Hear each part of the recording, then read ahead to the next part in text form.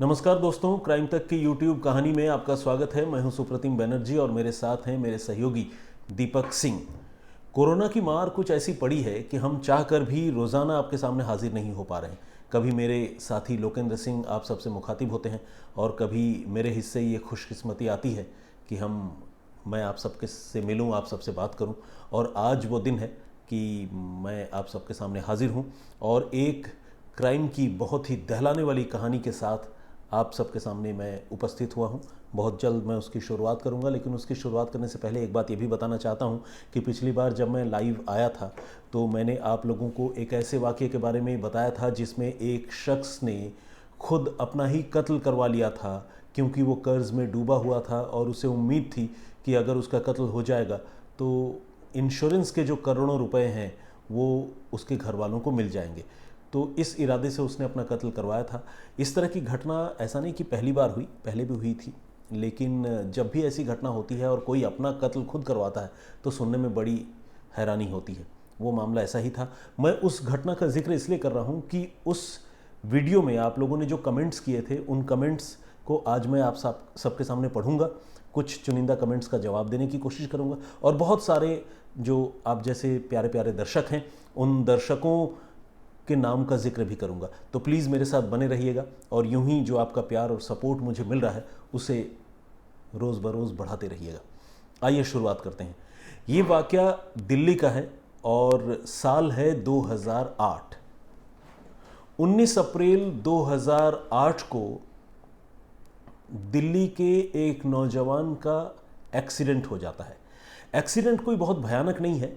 वो रात को तकरीबन 1 बजे के आसपास अपनी बाइक से कहीं जा रहा था और इसी बीच उसकी बाइक जो है वो स्किड हो जाती है और वो सड़क पर गिर पड़ता है। और आधी रात को ही वो अपने घर वालों को पहले फ़ोन करता है, लेकिन इत्तेफाक से घर में कोई भी उसका फ़ोन कॉल नहीं उठाता।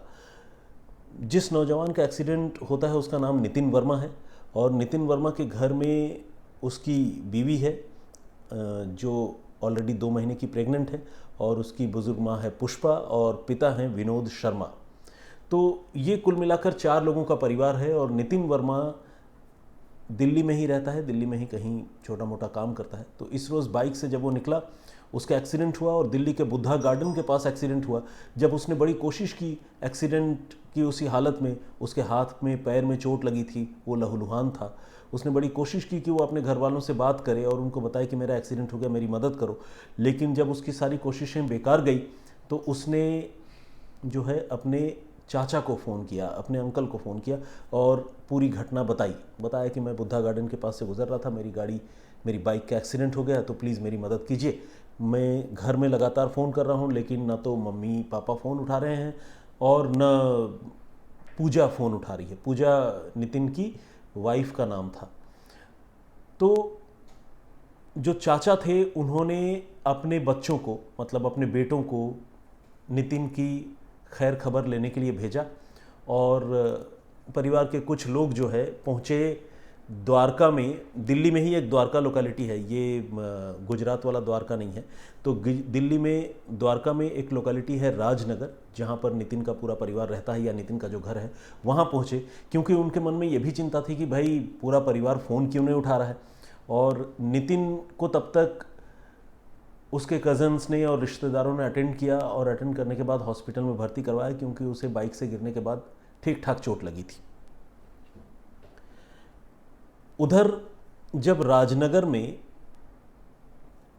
परिवार के लोग पहुंचे नितिन के बताने पर कि हमारे घर में मम्मी पापा पूजा कोई फ़ोन नहीं उठा रहा, तो आप एक बार जाकर देखिए। तो जब घर वाले वहाँ पहुँचे तो उन्होंने देखा कि आधी रात को तकरीबन 1 या 1:30 बजे उनके घर का जो दरवाज़ा है वो मेन डोर खुला हुआ है। ये बड़ी अजीब सी बात थी, लेकिन चूंकि लोग बहुत फिक्रमंद थे, फ़ोन नहीं उठ रहा था, तो लोग अंदर चले गए और अंदर जाकर जो उन्होंने देखा वो बड़ा भयानक था। अंदर तीनों लोगों की लाश पड़ी थी, यानी जो विनोद शर्मा थे नितिन के पिता, माफ़ कीजिएगा विनोद वर्मा, उनकी भी लाश पड़ी थी और जो उनकी वाइफ थी पुष्पा, नितिन की माँ, उनकी भी लाश, और नितिन की जो बीवी थी पूजा, उसकी भी लाश पड़ी थी। और सारी लाशें जो है वो बहुत बुरे कंडीशन में थी। बुरे कंडीशन में मतलब इन लोगों को किसी कातिल ने चाकू से मारा था और चाकू के अनगिनत घाव इन सब के जिस्म पर थे। मतलब सिर्फ बॉडी के अलग अलग हिस्सों में ही नहीं, चेहरों को भी नहीं छोड़ा था, चेहरों पर भी चाकू से मारा था। और इस तरह से लहूलुहान हालत में 2 अलग अलग कमरों में 3 लाशें पड़ी थी।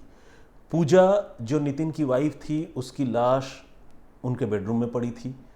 और जो माता पिता थे नितिन के, विनोद वर्मा और पुष्पा वर्मा, इनकी लाश जो है उनके बेडरूम में पड़ी थी। और इस तरह 3 लोगों का कत्ल हो चुका था। और तकदीर देखिए या विडंबना देखिए कि ये खुद जो नितिन था, नितिन का एक्सीडेंट हो गया था इत्तेफाक से उसी वक्त जब ये घटना सामने आई और वो हॉस्पिटल में भर्ती था। पुलिस जब वहाँ मौके पर पहुंची, पुलिस को भी खबर दी गई। ऑब्वियसली 3 कत्ल की घटना हुई है, पुलिस को खबर तो देनी ही थी। पुलिस जब मौके पर पहुंची तो पुलिस ने बड़ी बारीकी से पूरे घर का मुआयना किया, चीज़ों को बड़े गौर से देखा। और देखने के बाद पुलिस ने ये नोटिस किया कि घर में किसी के ज़ोर ज़बरदस्ती दाखिल होने या घुसने के कोई निशान मौजूद नहीं है। और इसको क्राइम इन्वेस्टिगेशन की भाषा में पुलिस वाले कहते हैं कि फ्रेंडली एंट्री है। घर में बहुत मतलब घर वाले जानते थे कातिल को, कुछ इस तरह के संकेत जो है वहाँ मौके से पुलिस को मिले। साथ ही पुलिस ने यह भी देखा कि घर की जो चीज़ें हैं वो इंटैक्ट है, कोई भी सामान बिखरा हुआ नहीं है, कोई लूटपाट जैसी चीज़ नहीं है। क्योंकि आमतौर पर जब लुटेरे या डकैत इस तरह की घटनाओं को अंजाम देते हैं तो वो वैल्यूएबल्स घर में ढूंढते हैं और उस चक्कर में पूरे घर के सामान बिखर जाते हैं। यहाँ ऐसा कुछ भी नहीं था। तो इससे ये लग रहा था कि कातिल जो भी था, एक तो इस परिवार का जानकार था और दूसरा ये कि कातिल हर हाल में इन तीनों लोगों की जान लेना चाहता था। क्योंकि जिस तरह से मल्टीपल स्टैब इंजरी इन तीनों लोगों के बॉडीज़ पर थे, उससे ये पता चलता है कि कातिल के मन में बहुत नफरत की भावना भी इन तीनों के प्रति थी। लेकिन वो कौन हो सकता था, ये बहुत बड़ा सवाल है। और जैसा कि मैंने आपको बताया, इस परिवार में 4 लोग थे, बेटा, बहू और बुज़ुर्ग माँ बाप। 3 लोगों की मौत हो गई थी। चौथा मेंबर जो है वो एक्सीडेंट के बाद हॉस्पिटल में था और जब उसको पता चला कि उसके माता पिता और बीवी का कत्ल हो गया है, किसी ने उनकी हत्या कर दी है, तो उसे और झटका लगा और सदमा लगा। वो बात करने की हालत में ही नहीं रहा। तो इस तरह से 19 से लेकर 20, 21, 22, 23, 24, कम से कम 4-5 दिन गुजर गए और पुलिस जो है वो अंधेरे में तीर मारती रही। पुलिस ये पता करती रही कि इस परिवार की किससे दुश्मनी थी और ये जो तीनों लोग थे, मतलब खासकर ये जो विनोद वर्मा हैं, वो कहाँ काम करते थे, उनका किससे मिलना जुलना था, किसी से रुपए पैसों का लेन देन, ज़मीन जायदाद का झगड़ा, ये सब तो नहीं है। पुलिस ये सारी चीज़ें इन 4-5 दिनों में पता करती रही। विनोद वर्मा के बारे में आपको बताऊं, विनोद वर्मा जो है वो हंगेरियन एम्बेसी में टेलीफोन ऑपरेटर के पद पर काम करते थे और द्वारका के राजनगर इलाके में इनका अपना मकान था। छोटा सा परिवार था और परिवार में किसी चीज़ की कोई कमी नहीं थी। और पुलिस ने जो छानबीन की पता लगाया तो पुलिस को ये भी पता चला कि इस परिवार की किसी से कोई दुश्मनी भी नहीं थी। ऐसे में पुलिस थोड़ी देर के लिए उलझ कर रह गई कि आखिर इस कत्ल के पीछे हो कौन सकता है। अब पुलिस को लग रहा था कि चलो जब वो ठीक हो फिजिकली भी और मेंटली भी, इस सदमे से जब बाहर आए, नितिन जो इनका बेटा है, नितिन वर्मा, उससे पुलिस फिर पूछताछ करे और उससे पूछताछ करके पता लगाए कि आखिर तुम्हारे मम्मी पापा और बीवी की हत्या किसने की होगी। तो नितिन वर्मा से पूछताछ की घड़ी भी आई 4-5 दिन बाद, जब वो थोड़ा सा फिज़िकली स्टेबल हुआ। उसको चोट तो लगी थी, लेकिन जब थोड़ा फिज़िकली स्टेबल हुआ तो और मेंटली भी, तो पुलिस ने उससे बातचीत की शुरुआत की। नितिन से पूछा कि नितिन, तुम उस रात कहाँ गए थे, कहाँ से आ रहे थे। और जब नितिन बातचीत कर रहा था तो पुलिस ने यह भी नोटिस किया कि नितिन के हाथ में भी कट का मार्क है। तो पूछा कि ये कट का मार्क तुम्हारे हाथ में कहाँ से आया। तो नितिन ने सारी बातों का अपने तरफ से जवाब देने की कोशिश तो की, लेकिन आपको शायद जानकर हैरानी हो कि नितिन की बातों से पुलिस बहुत ज़्यादा कन्विंस्ड नहीं हुई। कहने का मतलब ये कि नितिन जो बातें बता रहा था, उन बातों में पुलिस को डिस्क्रिपेंसीज नज़र आ रही थी। पुलिस को लग रहा था कि शायद नितिन पूरा सच नहीं बता रहा है। और नितिन कुछ छुपाने की कोशिश कर रहा है। पुलिस को इस तरह की बात लगातार समझ में आ रही थी। तो पुलिस ने फाइनली नितिन से पूछा कि वो कहाँ जा रहा था, कहाँ आ रहा था, और कुछ चीज़ों पर जब पुलिस को शक हुआ, उसके मोबाइल फ़ोन की लोकेशंस को लेकर पुलिस को शक हुआ, और पुलिस ने जब उन सारे चीज़ों के साथ मोबाइल फ़ोन की लोकेशन की बात हो, और आखिरी बार जब नितिन की अपने कुछ रिश्तेदारों से बात हुई थी उस रात को, तो नितिन ने फ़ोन पर यह भी कहा था कि मैं घर आ गया हूँ, अपने घर पहुँच गया हूँ। कहने का मतलब ये कि द्वारका के राजनगर में जहां उनका मकान था, रात को 10 बजे नितिन ने अपने एक कज़न से फ़ोन पर बात की थी और उसने ये भी कहा था कि मैं अपने घर में मौजूद हूं। जबकि नितिन से जब पुलिस ने पूछताछ की तो उसने पुलिस को ये बताया कि मैं तो घर में था नहीं, मैं बाहर था और रात को मुझे देर हो गई थी, मैं देर से लौट रहा था, और चूंकि देर हो गई थी मैं जल्दी में था और इसी चक्कर में मेरा एक्सीडेंट भी हो गया। और एक्सीडेंट के बाद जब मैंने अपने पेरेंट्स को और बीवी को फ़ोन किया तो किसी ने फ़ोन नहीं उठाया। तो नितिन की कहानी ये थी, जबकि मोबाइल फ़ोन की लोकेशन और उससे पहले नितिन का अपने कुछ रिश्तेदारों से बात करना, ये सारी चीज़ें इंडिकेट कर रही थी कि नितिन जो है इस रोज़ रात को घर में आया था। कत्ल के वक्त कहाँ था ये बात अभी साबित होनी बाकी थी, लेकिन ये एक बात पता चल गई कि नितिन घर में था और नितिन झूठ बोल रहा था।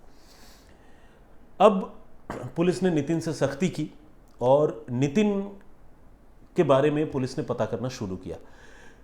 इस कोशिश में पुलिस को कुछ चौंकाने वाली जानकारियां पता चली, लेकिन उन चौंकाने वाली जानकारियों से पहले मैं आपको बताऊं, जब पुलिस ने सख्ती की तो नितिन ने यह कहकर पुलिस वालों को चौंका दिया कि हाँ, उसी ने ये 3 लोगों का कत्ल किया है, यानी ट्रिपल मर्डर की इस घटना को अंजाम दिया है। पुलिस वालों को शक तो था, लेकिन जब नितिन ने खुद अपनी ज़ुबान से ये बात कबूली तो हैरानी पुलिस वालों को भी बहुत ज़्यादा हुई, क्योंकि कोई आदमी अपने ही माँ बाप को, अपनी बीवी को इतने ब्रूटल तरीके से कैसे मार सकता है और क्यों मार सकता है, ये बात पुलिस वालों को अब भी समझ में नहीं आ रही थी। पुलिस ने नितिन से कहा कि देखो, अब तुमने जुर्म कबूल लिया है, तुम्हारे पास बचने का भी कोई रास्ता नहीं है, तो सिलसिलेवार तरीके से पूरी बात बताओ कि तुमने ये हत्या क्यों की और कैसे की। तो उस रात की जो घटना है, नितिन ने जो बताया, उसके मुताबिक नितिन ने कहा कि मैं काम से घर लौट आया था उस रात को, और चूँकि मेरी अपनी बीवी पूजा से जो है वो नहीं बनती थी।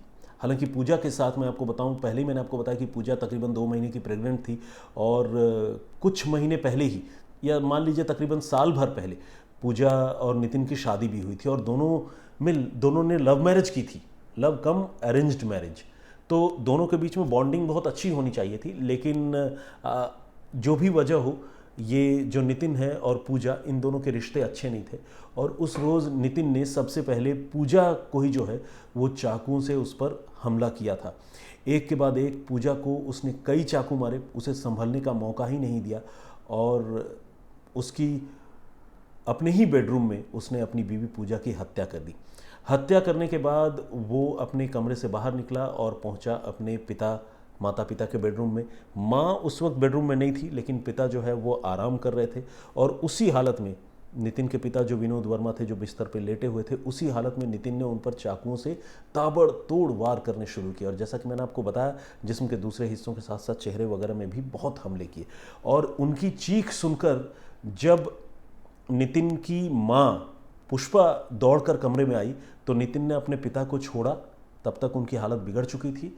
उसने अपनी माँ को पकड़ा और माँ पर भी ताबड़तोड़ हमले किए चाकू से, और इस तरह तकरीबन 30 मिनट से लेकर 45 मिनट के समयावधि में, एक टाइम पीरियड में, नितिन ने अपने ही घर में अपने हाथों से 3 लोगों का कत्ल किया और फिर अपने घर से उसी रात को निकल गया। निकलने के बाद जब वो घर से निकल रहा था तो अपने घर से काफ़ी दूर चला भी गया, द्वारका के राजनगर से बुद्धा गार्डन तक पहुंचा, और बुद्धा गार्डन में उसकी बाइक का एक्सीडेंट हो गया। जब उसकी बाइक का एक्सीडेंट हो गया तो उसने अपने मोबाइल फ़ोन से पहले अपने घर वालों को कॉल किया। अब जाहिर है, घर में 3 लोगों की हत्या हो चुकी थी तो फ़ोन तो कोई उठाता नहीं, लेकिन उसको कॉल करना था, ये दिखाने के लिए दुनिया को कि हमने अपने घर वालों से बात करने की कोशिश की। उसने अपने घर वालों को कॉल किया, कई सारे मिस्ड कॉल घर में पड़े थे, कोई पिक करने वाला नहीं था। फिर उसने अपने चाचा को फ़ोन किया और फिर इस तरह से पूरी घटना सामने आई। और आपको जानकर हैरानी होगी, या शायद आप लोगों ने अब तक ये एज्यूम भी कर लिया हो, वो ये कि वो एक्सीडेंट जो है वो इत्तेफाकन नहीं हुआ था, बल्कि नितिन के ट्रिपल मर्डर करने के बाद खुद को पुलिस की नज़रों से बचाने और मामले की तफ्तीश को दूसरी दिशा देने के इरादे से नितिन ने खुद ही अपनी बाइक गिरा ली थी और इस तरह से गिरा था कि उसे खुद भी चोट आई थी, ठीक ठाक चोट आई थी और वो पुलिस को उलझाने में काफ़ी हद तक शुरुआती दिनों में कामयाब भी रहा।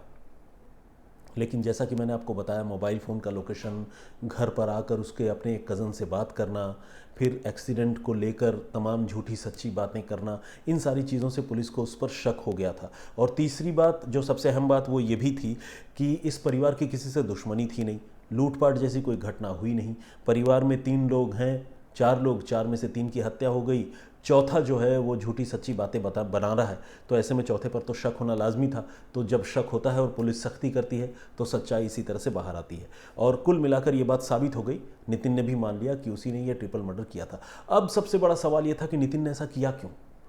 खुद अपने ही माँ बाप की उसने जान क्यों ली? अपनी बीवी को क्यों मारा, जिससे चंद महीने पहले उसने लव मैरिज की थी? तो ये सवाल बहुत अहम था और जब नितिन से इस सवाल का जवाब पूछा गया तो नितिन ने बताया कि शादी के बाद जब वो घर आया और मतलब अपनी वाइफ के साथ रहने लगा, घर तो खैर वो पहले भी था, लेकिन शादी के बाद जब वो अपनी वाइफ के साथ एक नई ज़िंदगी की उसने शुरुआत की, उसके पड़ोस में रहने वाली एक और लड़की रागिनी के साथ उसकी आंखें चार हो गई। रागिनी के साथ उसका अफेयर शुरू हो गया और ये बात, चूँकि एक कहावत है ना, इश्क और मुश्क छिपाए नहीं छुपते, तो देर सवेर ये बात जो नितिन की पत्नी है पूजा, उसको भी पता चली। और जब पूजा को ये बात पता चली तो एक नवविवाहिता महिला जो खुद भी प्रेग्नेंट है, जिसको अपनी फैमिली अभी आगे बढ़ानी है, जब उसको पता चलता है कि उसका पति किसी और के साथ इन्वॉल्व है, तो आप समझिए कि उसको कैसा झटका लगा होगा। तो पूजा के साथ अब नितिन की अक्सर कहासुनी और लड़ाइयाँ शुरू हो गई।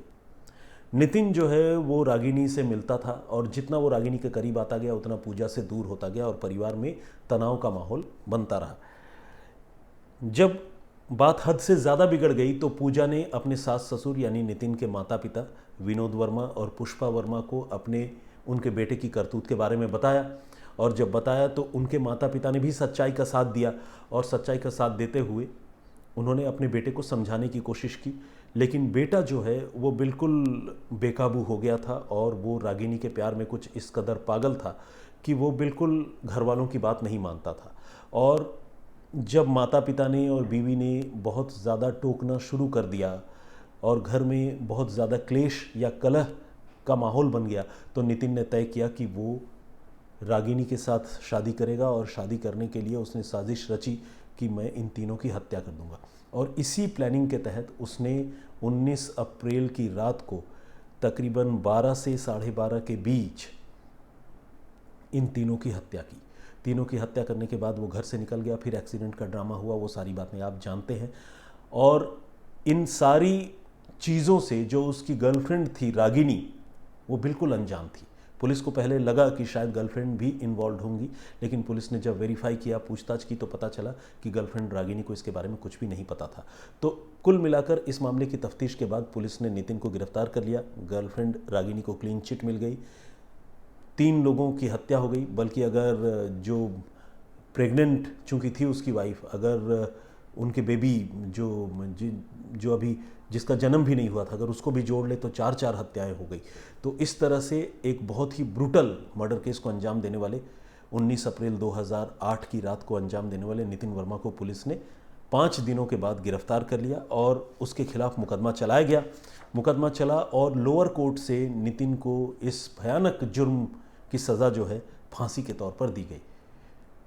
लेकिन चंद महीने बाद ये मामला हाई कोर्ट पहुंचा। नितिन ने अपील की हाई कोर्ट में और हाई कोर्ट ने नितिन की सज़ा को फांसी की सज़ा से बदल कर आजीवन कारावास की सज़ा में तब्दील कर दिया। और फिलहाल नितिन वर्मा जो है वो जेल में आजीवन कारावास की सज़ा काट रहा है। लेकिन दिल्ली के लोग अब भी इस घटनाक्रम को जब भी याद करते हैं वो सिहर उठते हैं और उन्हें बड़ी हैरानी होती है कि कोई बेटा ऐसा कैसे कर सकता है।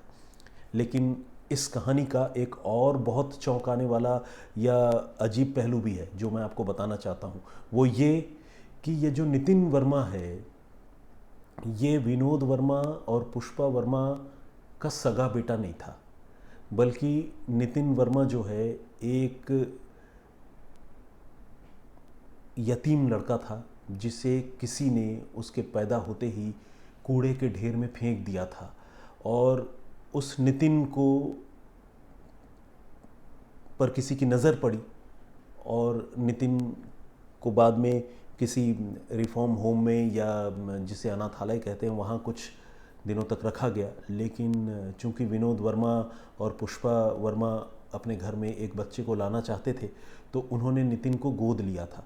लेकिन नितिन को उन्होंने इतने नाज़ों से पाला, इतने प्यार से पाला कि किसी को पता तक नहीं था कि नितिन जो है उनका सगा बेटा नहीं बल्कि गोद लिया हुआ बेटा है। ऐसे में मुझे ऐसा लगता है कि नितिन को, कहते हैं ना कि जन्म देने वाली माँ से ज़्यादा महान पालने वाली माँ होती है। तो यहाँ तो नितिन को जिस माँ ने जन्म दिया था या जिस पिता ने जन्म दिया था उन्होंने तो मरने के लिए कूड़े के ढेर के पास फेंक दिया था। लेकिन विनोद वर्मा और पुष्पा वर्मा ने नितिन का लालन पालन किया और नितिन को इस काबिल बनाया कि वो किसी लड़की से प्यार भी कर पाया और ज़िंदगी उसकी आगे बढ़ पाई। लेकिन वाकई नितिन जो है एक बेटे के तौर पर कितना एहसान फरामोश था वो इस घटना को सुनकर आप सबको पता चल गया होगा।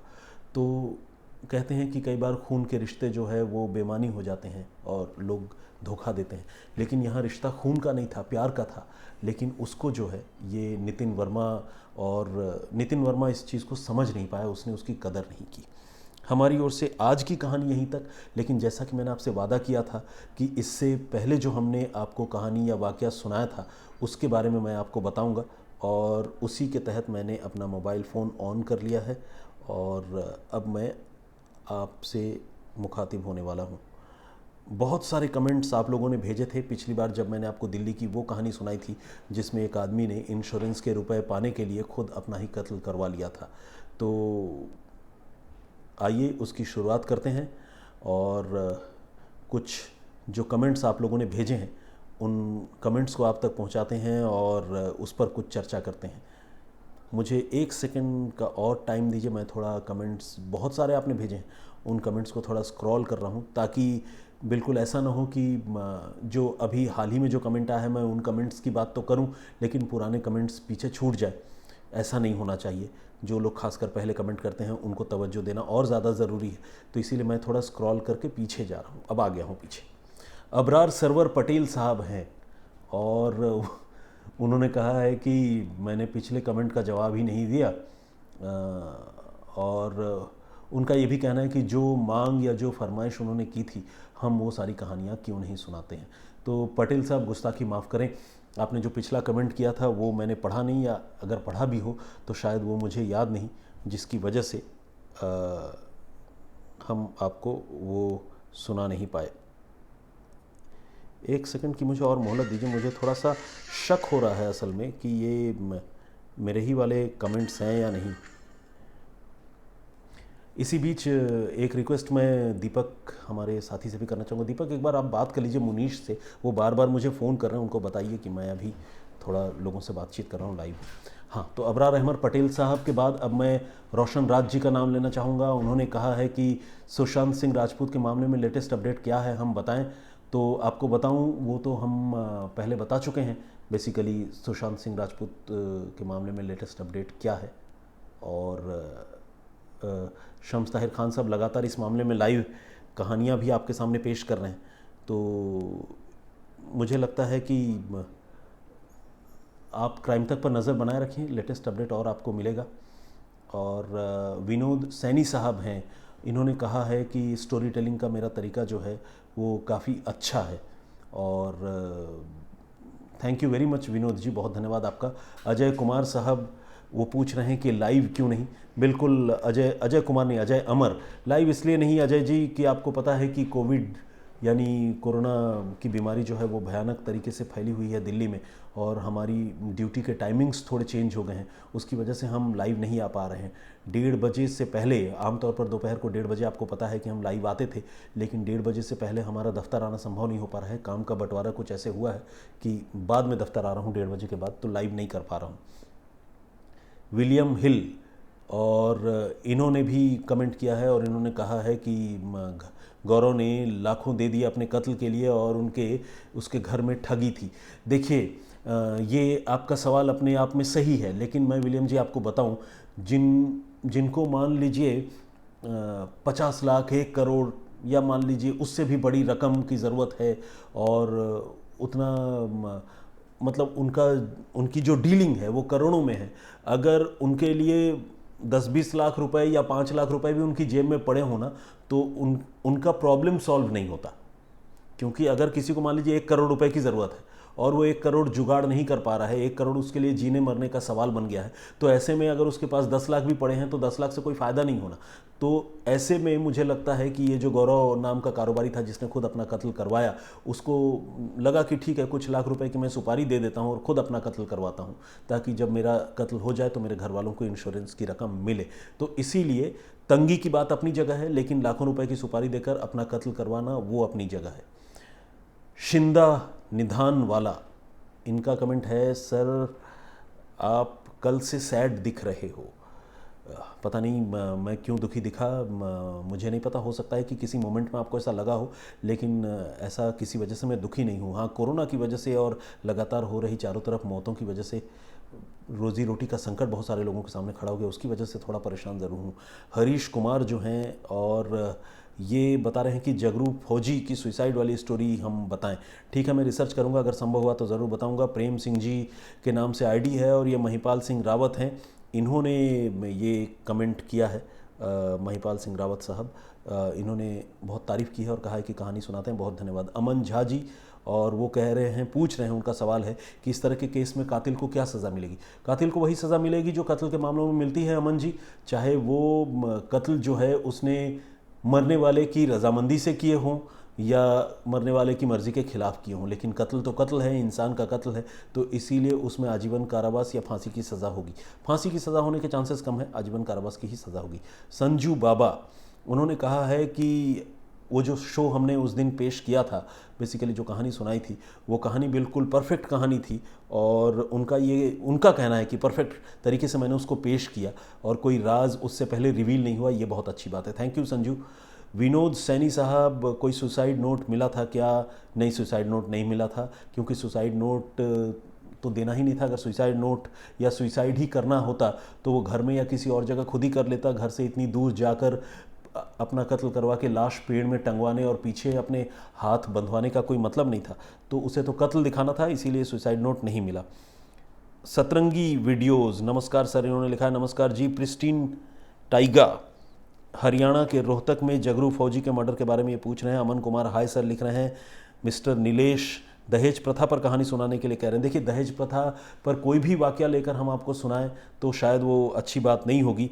नीलेश जी, अगर कोई इस तरह की मर्डर मिस्ट्री सामने आई जिसमें कोई पेचीदा बात हुई, तो हम दहेज प्रथा की वो कहानी भी ज़रूर आपके सामने पेश करेंगे। प्लीज़ धीरज बनाए रखें, अभी तो हमारे रिश्ते की शुरुआत हुई है, क्राइम तक का परिवार अभी छोटा है, अभी तो बहुत सारे लोगों को जुड़ना है और आपको भी लंबे समय तक हमारे साथ रहना है, तो हम आगे आपको सुनाएंगे।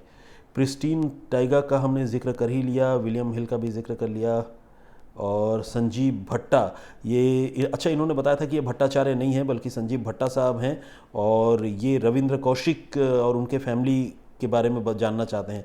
रविंद्र कौशिक के बारे में कहानी तो खैर शम्स ताहिर खान साहब सुना चुके हैं, मुझे लगता है कि उन्होंने उनके परिवार वालों के बारे में भी ज़रूर बताया होगा, तो आप प्लीज़ हमारा वो एपिसोड सर्च करके देखिए। उदय जी कह रहे हैं कि आपकी कहानी से बहुत चेतना मिलती है और इस तरह की कहानी सुनने से बहुत ज्ञान भी बढ़ता है, बहुत धन्यवाद, थैंक यू उदय। राणा सुमित, मोनिका राणा ये लिख रही हैं कि सर मुझे आपकी वॉइस बहुत पसंद है एंड थैंक्स, आपने रिप्लाई दिया, I am so happy. Thank you very much Monika ji, आपका बहुत बहुत धन्यवाद। Deepak Jha, thanks for story from Darbhanga. Jha ji, आप मिथिलांचल के हैं, दरभंगा के, बहुत बहुत आपका भी शुक्रिया। सर आप एपिसोड नंबर क्यों मेंशन नहीं करते हैं? ये विकास पांडे ने लिखा है। विकास जी, दरअसल हमने जब एपिसोड की शुरुआत की थी तो हमें पता नहीं था कि इस तरह से, जिसे कहते हैं ना कि तिनका तिनका जोड़कर यूँ घोंसला तैयार हो जाएगा, तो हमारे दिमाग में ऐसी कोई प्लानिंग थी नहीं कि हम रोज़ आपके सामने या हर दूसरे दिन आपके सामने इस तरह कहानियों के साथ हाजिर होंगे। तो अब हाजिर होने लगे हैं, ये सिलसिला चल पड़ा है। तो अगर अभी नंबरिंग देंगे तो न जाने कितने 100 एपिसोड पीछे छूट चुके होंगे, तो इसीलिए अब नंबरिंग नहीं देने का ही तय किया है। नंबरिंग के हिसाब से शम्स ताहिर खान साहब चल ही रहे हैं, हम बिना नंबर बिना हिसाब किताब के चलना चाहते हैं, बेहिसाब चलना चाहते हैं। इसके अलावा विजेंद्र सिंह जी हैं और वो कह रहे हैं कि टोटली एडिक्टेड हो गए हैं वो इस तरह की कहानियों के। बहुत धन्यवाद विजेंद्र जी। आपको बताऊं, इस तरह का एडिक्शन बहुत अच्छा है, इसमें कोई बुराई नहीं है, कोई ऐसा नशा नहीं जिससे कोई जिस्म को या दिमाग को कोई तकलीफ़ हो। तो इसीलिए इस नशे में आप जितना डूब जाएं उतना बढ़िया होगा। और प्रिया PAM के नाम से आईडी है, उन्होंने कहा है कि ताहिर सर कहाँ हैं, उनकी जगह आप क्यों हो सर। प्रिया जी, मैं ताहिर सर की जगह नहीं हूँ। शम्स ताहिर खान साहब रोज़ कहानी सुनाने के लिए क्राइम तक पर हाजिर होते हैं, मैं अपनी जगह पर हूँ और मैं भी क्राइम तक का मेंबर हूँ। आप लोगों से बातचीत करने की कोशिश करता हूँ, आपका ध्यान चाहता हूँ। बेडू बाबा सर, पुलिस अधिकारी कितने दिनों तक का CDR निकाल सकते हैं? ये एक टेक्निकल इन्फॉर्मेशन आप जानना चाहते हैं और ऑनेस्टली सेइंग मुझे अभी नहीं पता, लेकिन मैं पुलिस वालों से या टेक्निकल एक्सपर्ट से पूछकर पता कर सकता हूँ। लेकिन आप क्यों जानना चाहते हैं ये मैं जानना चाहूँगा। सागर मिस्त्री हैं, इन्होंने हेलो सर कहा है और इन्होंने कहा है कि नेगेटिव कमेंट को मैं इग्नोर किया करूँ। थैंक यू सागर, मैं अब करने लगा हूँ नेगेटिव कमेंट को इग्नोर, लेकिन ठीक है कभी कभी पढ़ भी लेता हूँ। मैंने कहा ना कि अगर वो एब्यूसिव ना हो तो मैं इग्नोर नहीं करना चाहता हूँ, क्योंकि नेगेटिव कमेंट से भी मैं सीखता हूँ। रिया रोकाडे, इन्होंने भी हेलो सर कहा है और कहा है कि वो जो है हमारी कहानियाँ बहुत पसंद करते हैं। ये भंडारा महाराष्ट्र से हैं रिया जी। थैंक यू रिया जी, बहुत बहुत धन्यवाद। चिन्मय महापात्रा जी हैं और ये सुशांत सिंह राजपूत के बारे में इन्होंने कहा है कि क्या चल रहा है और उसके बारे में वो जानना चाहते हैं, वो आहत हैं चिन्मय जी। तो सुशांत सिंह राजपूत के बारे में शम्स ताहिर खान साहब लगातार आप लोगों को अपनी कहानियों में सुना रहे हैं, बता रहे हैं, आप प्लीज़ उनको फॉलो कीजिए। सुशील सोनी साहब, इनका कहना है कि सर जी सिर्फ वो नहीं, आप भी हमारे अजीज़ हैं और हम आपसे भी उतना ही प्यार करते हैं। ठीक है, मैं समझ गया, आप शम्स ताहिर खान के बारे में कह रहे हैं और सुशील ये कह रहे हैं कि आप सिर्फ शम्स ताहिर खान साहब से नहीं बल्कि हमसे भी बहुत लगाव रखते हैं, प्यार करते हैं। थैंक यू वेरी मच सुशील। सीमा फिरदौस हैं, ये आपका बोलना ही अच्छा लगता है, मैं तो आंख बंद करके सुनती हूँ और बहुत रिलैक्स्ड फील होता है। Thank you Seema ji, thank you, बहुत धन्यवाद आपका। सुतापा रुद्रा, इन्होंने इस कमेंट पर अपना कमेंट लिखा और कहा है कि बिल्कुल ठीक कहा आपने सुतापा, मैं आपको रिकॉग्नाइज़ करता हूँ, आपने मुझे अपना भाई माना है और बहुत प्यार से आप कमेंट करती हैं। थैंक यू सुतापा, इसी तरह अपना प्यार आप मुझे देते रहें। अक्षय दवे, अगर उसके घर में पैसों की तंगी थी तो फिर उसने लाखों रुपए इन चारों को कैसे दे दिए? बेवकूफ़ी की कमी नहीं है इस दुनिया में। अक्षय जी, मैंने ये बात पहले भी एक्सप्लेन किया, बहुत सारे लोगों की ज़िंदगी में जो है बहुत सारे रुपयों की ज़रूरत होती है। खासकर देखिए, आदमी जितना कमाता है ना उसी के हिसाब से उसके खर्चे भी बढ़ते रहते हैं। तो कोई अगर बहुत अरबपति या करोड़पति बिजनेसमैन होगा तो उसको उसी ट्यून में या उसी प्रोपोर्शन में रुपयों की ज़रूरत भी पड़ेगी। उसको कोई 1000, 10,000, 20,000 की तंगी वाली परेशानी थोड़ी होगी, उसको करोड़ों की परेशानी होगी। तो इसको भी जो है वो मुझे लगता है कि बहुत बड़े अमाउंट की ज़रूरत थी, लाखों के अमाउंट की ज़रूरत थी। अगर मान लीजिए सपोज़ उसे अगर 70-80 लाख की ज़रूरत है और उसकी जेब में अगर 5 लाख या 2 लाख पड़े हुए हैं तो वो उन 5 लाख या 2 लाख से अपना पर्पस पूरा नहीं कर पा रहा है। तो इसीलिए वो फ्रस्ट्रेट हो गया, उसको लगा कि चलो मैं अपना मर्डर करवा लेता हूँ, 2 लाख की सुपारी देता हूँ, लेकिन मर्डर हो जाएगा तो करोड़ों रुपए जो आएंगे वो मेरे घर वालों को मिलेंगे। तो ये कुछ कॉन्सेप्ट है, कुछ इसी वजह से शायद उसने लाखों रुपए देकर अपना कत्ल करवाया था। Akash Verma ji, hello sir, nice story, congratulations, 500 episode पूरा हो गया। बिल्कुल, शम्स ताहिर खान साहब जो अपनी स्टोरीज़ में नंबरिंग करते हैं, जिसके बारे में बहुत सारे आप दर्शक आप हमें भी कहते हैं, तो उनके 500 स्टोरीज़ पूरे हुए हैं और उस दिन हम सारे लोगों को उन्होंने यहाँ आप सबके सामने बुलाया भी था और हम हाजिर हुए थे। हमारे लिए भी वो एपिसोड बहुत ऐतिहासिक और बहुत बढ़िया था, जब अजीत डोवाल जी के बारे में शम्स ताहिर खान साहब ने पूरी बात, पूरी कहानी आप लोगों को सुनाई थी। संजय सैनदानी, अच्छा संजय महाराष्ट्र से हैं, इन्होंने अपने बारे में बताया। थैंक यू संजय, स्वागत आपका। स्वप्ना माइती, ठीक है, इस सरनेम से मैं समझ गया हूँ, ये बंगाली हैं। अनिकेत शुक्ला, इंश्योरेंस ने झूठा बात बना रही है। अच्छा ठीक है, अनिकेत शुक्ला शायद ये कहना चाह रहे हैं कि इंश्योरेंस नहीं, कोई झूठी बात है, कोई और कहानी है, इंश्योरेंस की बात ऐसे ही कही गई है।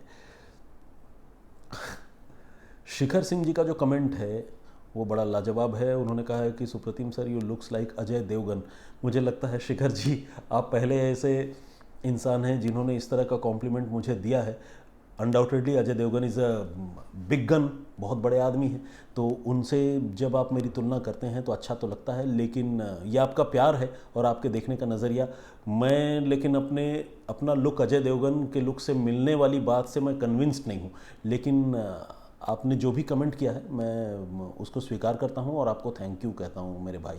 आपने मेरी वॉइस की भी तारीफ़ किया, thank you very much. NK Singh साहब ये पूछ रहे हैं कि क्या मैं वेस्ट बंगाल से हूँ, being a Bengali your way of speaking Hindi and best fluency.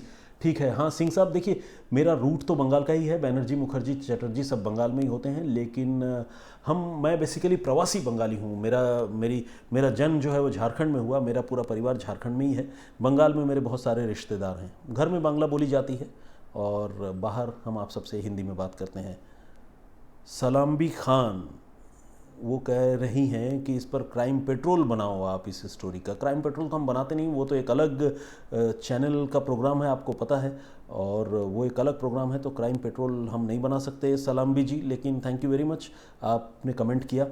Ajay Kumar, इन्होंने भी हाँ अजय कुमार ने भी एक कमेंट किया। उन्होंने कहा कि मूर्ख लालची लड़कों को किसी से बात करनी चाहिए थी कि कैसे कोई अपना खून करवाना चाहता है, हो सकता है साइकेट्रिस्ट इस तनाव भरे पलों में उसकी कोई मदद कर सकते थे। देखिए, जिनको खून करने से गुरेज न हो, कहने का मतलब ये कि जो कत्ल करने के लिए मेंटली प्रिपेयर्ड हो, उनकी सोच इतनी गिरी हुई होती है, वो क्यों किसी से बात करेंगे और किसी की ज़िंदगी बचाएंगे। उनको तो पैसे नज़र आ रहे थे कि अगर खून करेंगे तो पैसे मिल जाएंगे, बात ख़त्म, तो ये उनकी सोच रही होगी। साजिद जो हैं वो बिजनौर की कोई कहानी सुनना चाहते हैं। साजिद, हमने बिजनौर की कोई कहानी अभी हाल ही में सुनाई थी जिसमें एक टिकटॉक स्टार ने खुद अपने आप को पकड़े जाने से पहले अपना खून कर लिया था, अपनी मतलब खुदकुशी कर ली थी गोली मारकर खुद को बस में। अगर आपको मौका मिले तो थोड़ा सा जो हमारी कहानियों की लिस्ट है उसमें पीछे जाकर आप देखेंगे तो आपको दिखेगा। हेवन जेके एक आईडी है, सरज मानस, राघवेंद्र तिवारी जी, अजय जहांगीर जी, संदीप कुमार, मुशर्रफ शेख, अजय कुमार, राघवेंद्र तिवारी की तो बात हो गई, नीरज तांती, गोविंद कुमार, राम नारायण साहू सतना से हैं और हमारा एपिसोड देखते हैं, थैंक यू राम नारायण जी। अक्सा रानी, इन्होंने भी कमेंट किया है। केतन सी, आशु भट्टाचार्य जी ये लिख रहे हैं कि जब एक माइनर हीनियस क्राइम कर सकता है तो उसका नाम लेने में क्या दिक्कत है। आशु जी, दरअसल कानून हमें इस बात की इजाज़त नहीं देता कि माइनर की आइडेंटिटी हम रिवील करें। ये सवाल मेरे मन में भी है कि अगर कोई माइनर जो है वो मर्डर या रेप जैसे ग्रुसम एक्ट में शामिल हो सकता है तो फिर उसको सज़ा भी वैसे ही मिलनी चाहिए, खासकर अगर वो एक्टिवली उस एक्ट को परफॉर्म कर रहा है और उसमें शामिल हो रहा है, अंजाम दे रहा है। तो मान लीजिए अगर किसी बच्चे को बरगला कर उससे कोई काम कराया जा रहा है, वो 10 साल का बच्चा हो, फिर तो शायद उसे उतनी कड़ी सज़ा नहीं देनी चाहिए। लेकिन अगर कोई मान लीजिए 18 साल में कोई बालिग होता है, 17 साल 6 महीने की उम्र में उसने हत्या की और बहुत ब्रूटलिटी की, तो उससे बच्चे की तरह पेश आने का मेरे हिसाब से कोई मतलब नहीं है। अब मैं जल्दी से कुछ नाम पढ़ना चाहता हूं क्योंकि सारे लोगों के कमेंट्स का जवाब देना थोड़ा मुश्किल है, लेकिन मैं आपसे गुजारिश करता हूं कि आप इस तरह के कमेंट्स ज़रूर करते रहें। हम आपके कमेंट्स भी पढ़ेंगे और उनका नाम भी ज़रूर लेंगे आप सबका।